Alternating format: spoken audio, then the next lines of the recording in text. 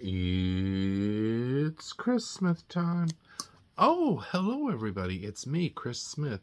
And guess what?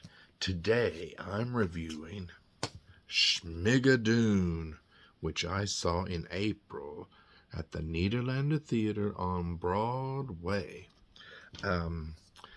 I think I was there for the very last preview of Schmigadoon right before it opened. So the show was pretty much frozen, as they say. And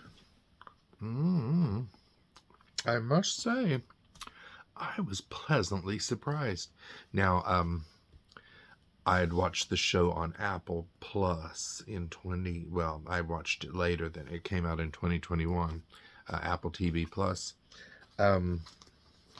I forget how many episodes there were, like 8 or 10, something like that. Not very many, maybe 8, maybe 6.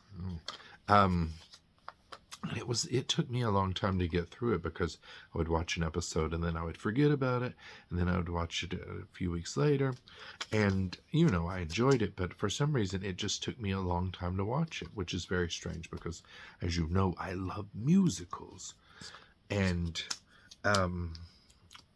there was just something about it I couldn't warm up to, I think.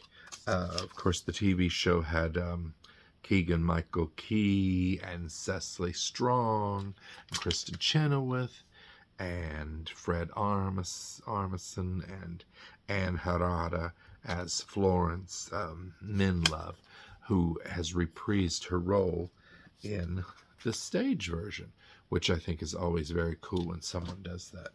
I'm surprised there's not at least a couple of other people, because it had such a big ensemble and a big cast. But it's very nice to have that connection to the TV show. So, so this was the very last show that I saw in New York on my whirlwind trip. I saw it on my final day, and it was the day I was supposed to see Heathers. And if you've watched any of my other videos about my trip, the Heathers ticket wouldn't scan for some reason.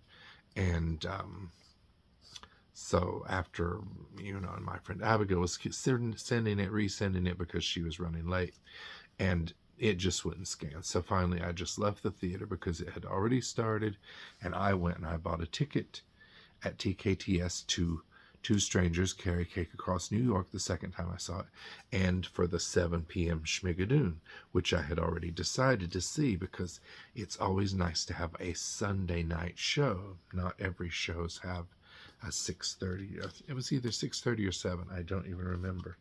I think it was 7. So not everybody has 2 shows on Sunday, but they did. And what's funny is when you open the playbill, this other little sheet falls out, and I keep looking at it. It looks exactly the same as the one in the program. And I'm like, is there just like one name that's not right? And they've done an insert, which has to be the case. And I cannot find what it is, but here's the interior of the playbill.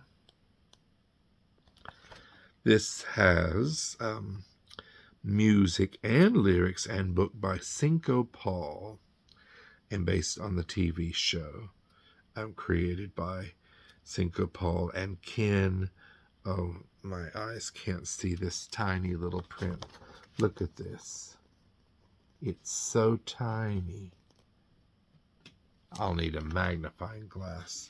I was reading about Cinco Paul and his writing partner, Ken, something that starts with a D, and how they parted ways in pre-production when they were working on the TV series for Schmigadoon, because Ken wasn't comfortable with the adult nature that the show was taking. And I was like, adult nature? Boy, he should come and work on one of my shows. He would not even take the meeting, because I like some adult nature in my shows. I didn't think Schmigadoon was that adult. Now, you're wondering, what is Schmigadoon? It sounds like Brigadoon. It is a love letter to musicals of the golden age. It looks like it's set back in 1910, 1915, something like that, in style. But it's a love letter to shows like The Music Man, Sound of Music, Oklahoma, things like that. And it's about a couple who are doctors. Was he a doctor? Yeah. And they meet in the big city at a hospital and fall in love, and they date for a few years, and they're drifting apart. So they go on a retreat to try and get close again, and they argue and they argue and they get lost, and they stumble upon this little town called Schmigadoon, and they cross this little bridge and they go into Schmigadoon, and it's a musical. Everybody's singing, and he hates musicals, and she loves musicals, and they can't get out of the town. Whenever they try to go over the bridge, they can't get out. Turns out they have to find true love before they can get out of Schmigadoon. And then there's all sorts of townspeople there who prove tempting to both of them, and they have to wonder, is there true love in this town, or are they each other's true love? And it stars Alex Brightman and Sarah Chase. Oh, look, there they are. Alex Brightman, you all remember as Beetlejuice in the Broadway musical Beetlejuice. Well, Anna Gasteyer, Anne Harada, the great Brad Oscar, Isabel McCalla, who was in The Prom, Ivan Hernandez, who's been in many things, including Elsbeth, Malik Pancholi. Did I say his name right? I do apologize. Max Clayton, and of course Mackenzie Kurtz. And the little boy is played by Ian Diop. Is it Ian? I've never seen that spelling. If that's Ian, that's very interesting. If it's Ian, I've never heard that. I'm sure someone will tell me in the comments how to say it. Cast list. Musical numbers. Ooh. Yeah, so Schmigadoon, it was the last show, and I was excited to see it, but I wasn't like beating down the door of the Nederlander Theater, which is where I saw Rent many times back in the day. So that was exciting to go back down to that street and see the Nederlander. And it was just such a joyous show, I must say. Here's the rest of the cast.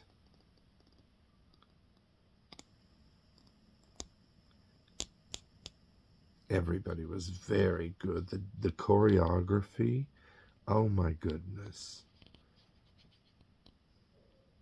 It was just crazy dancing.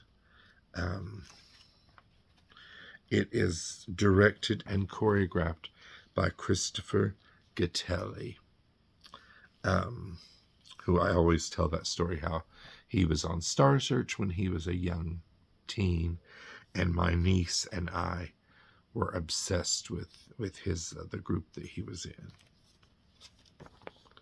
And then it's hard to find clips of it on YouTube. Okay, so yes, it sounds like I don't have too much to say about Schmigadoon, but it's very late, that's why. They got so many Tony nominations. Was really excited for them. 12 nominations. But the thing that I'm not excited about is, now you all know, if you've been watching, Two Strangers Carry Cake Across New York is the show this season that really grabbed my heart. And throughout most of the season, there wasn't very much competition. Everybody was like, Two Strangers is definitely going to win the Tony for Best Musical. And then the Lost Boys came, and everybody was like, oh, the Lost Boys. And then Schmigadoon opened, and, you know, there was a lot of buzz for Schmigadoon, and of course Titanic.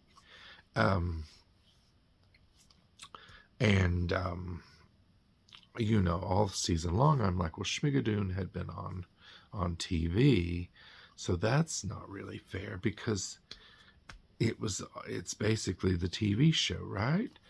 And I'm like, a lot of these songs were in the show, but apparently you have to have a certain percentage of new material to be considered, you know, eligible for a Tony for like best score or something, or best book. And there was enough in it for the Tony, you know, Tony rules that it's considered a new show. It's not just a copy of the TV show, which of course it's not. There was a lot. I could tell there was a lot in it. There were different new songs too. But yeah, so I was all season long, I was really like pulling for Two Strangers. And when I saw the Lost Boys, I mean, even though it's a spectacle and it's incredible in many ways, I wasn't too worried. I'm like, okay, there's no threat here. I didn't see Titanic. And again, I was like, Titanic was off Broadway, and then it was closed, and then it comes back. And I'm like, that doesn't seem fair. You just snuck in there because there's not too much opening. But now I've become obsessed with Titanic, and I wish I had seen it. I wish I had seen it instead of Just in Time. But, you know, I'm glad I saw Just in Time. But so now, once I saw Schmigadoon, then I was like, uh-oh, this might be a threat to Two Strangers, because it is pure joy on the stage. The dancing, the costumes, the acting, and the scenic design. Oh my goodness, everybody. You know, like they have the little town pictured here, and if you've seen the TV show, you know. But everything is just, it's like traditional, old school, hand painted. It's beautiful. It's like a painting come to life. And everything is just bright and colorful and cheery. I wish I could get lost in Schmigadoon.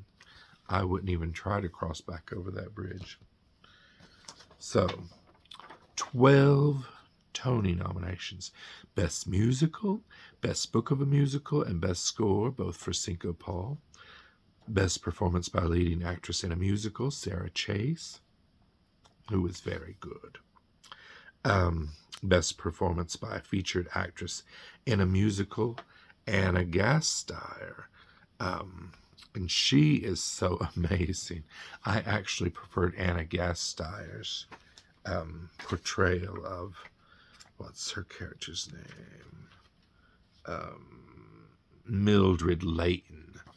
I preferred her portrayal more than Kristen Chenoweth. I mean, I love Kristen Chenoweth, but I thought that Anna Gasteyer really captured that character, and she just had it down.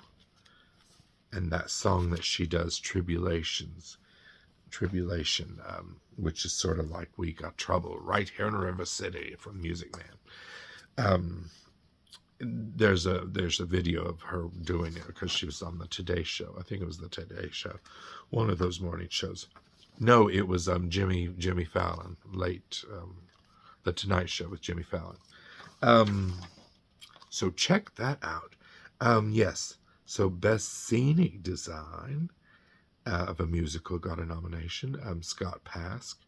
Best Costume Design, Linda Cho. Best Lighting Design of a Musical, Donald Holder. Best Sound Design of a Musical, Walter Trarbach. Best Direction of a Musical, Christopher Gattelli. And Best Choreography, Christopher Gattelli. And Best Orchestrations, Doug Besterman and Mike Morris. So all of these are pending. But we'll know in just a couple of days because the Tony Awards is Sunday, June 7th. And I'm very excited. Now, merch. I wish I had bought a shirt that said corn pudding. But I didn't. I did buy a magnet. The magnet was all that I bought there. Because, I wasn't prepared to travel with all these big posters. And I'm still regretting the whole thing with not getting the poster from Chess, which seems to be only available at the theater, which is madness because there are tons of people out here in the world that want to buy the poster for Chess and can't. If anyone has it, please contact me in the messages. Okay, so today my Schmigadoon poster came. I ordered it from Triton Gallery. They always do good work, and it's already framed. I have different kinds of frames. I have nicer frames. I have these little plastic frames, but they do the job. And then I have really fancy frames. So, but yes, Schmigadoon's hanging in the living room, except for right now, because I have it in my hands. Isn't that just beautiful? And the picnic basket. Everybody needs an escape. And that's just what you're going to get at Schmigadoon. It's so much fun.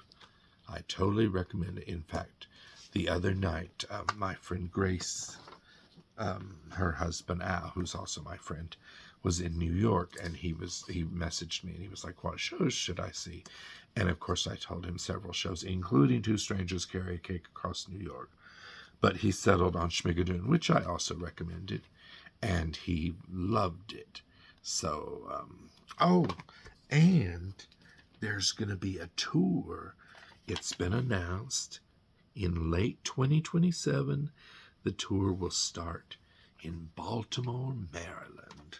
So that's always exciting. Okay, so if you're in the New York area and get a chance, see Schmigadoon. And we'll be talking in the next couple of days about the Tonys and who's gonna win. Okay. Goodbye, everybody. Where's my sign? Goodbye.